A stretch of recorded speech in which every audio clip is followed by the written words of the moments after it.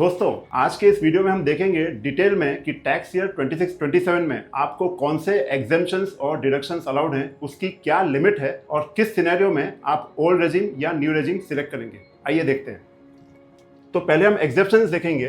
तो in terms of exemptions आपको HRA deduction allowed है।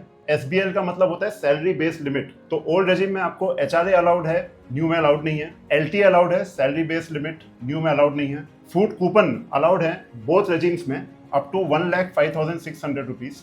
चाइल्ड एजुकेशन अलाउंस अलाउड है up to 72,000 rupees for 2 kids. अगर आपके एक बच्चे हैं तो ये लिमिट हाफ हो जाएगी। Similarly child hostel allowance allowed है फॉर 2 किड्स 2,60,000। अगर आपके किड्स नहीं है तो ये आपको अलाउड नहीं होगा, और अगर आपके एक किड है तो ये लिमिट हाफ हो जाएगी। न्यू रेजिम में ये दोनों अलाउड नहीं है। In terms of reimbursements, telephone reimbursement, internet, uniform allowance, driver and conveyance allowance is allowed in old regime based on salary based limit.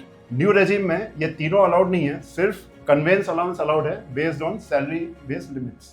Now coming to part B, deductions. तो home loan interest is allowed for both self-occupied and let-out property under old regime up to a total of 2 lakh rupees. Okay. In the new regime, the same is allowed only for let-out property to the extent of taxable rent. Now, coming to the next deduction, 80C, which is your home loan principal repayment या life insurance premium हो गया, सुकन्या समृद्धि हो गई, ये allowed है up to 1,50,000 rupees under old regime. New regime it is not allowed. 80D, which is your health insurance premium, is allowed subject to a maximum of 75,000 rupees under old regime.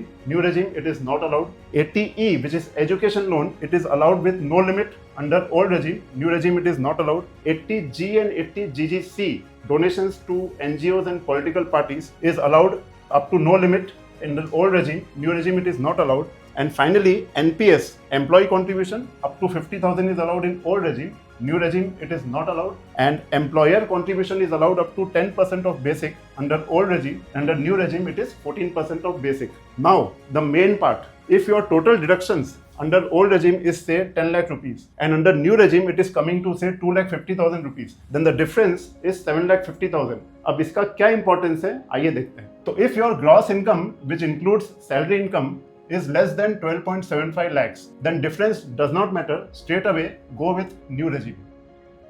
If your gross income including salary is equal to 15.75 lakh and your difference, that is the additional deduction under the old regime, is more than 5,62,500, then go with old regime, else go with new regime. Similarly, अगर आपकी total gross income including salary is greater than 24.75 lakhs and your difference is greater than 8 lakhs, go with old regime, else go with new regime. I hope this clarifies the doubt about which regime to select and what deductions to claim under old and new regime. Thanks.